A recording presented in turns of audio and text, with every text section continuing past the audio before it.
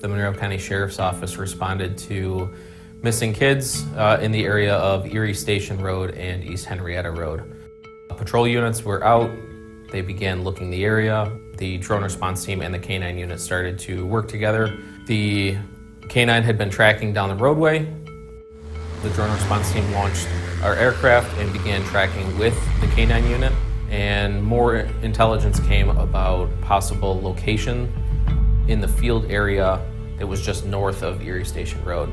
We began doing a grid search using thermal cameras to identify any heat signatures that were in the area.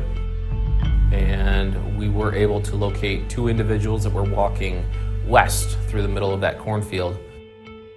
Through the use of the thermal cameras, a radio, my visual observer, we were able to direct the K-9 patrol unit as well as other patrol units to make contact with those individuals that were walking through the cornfield.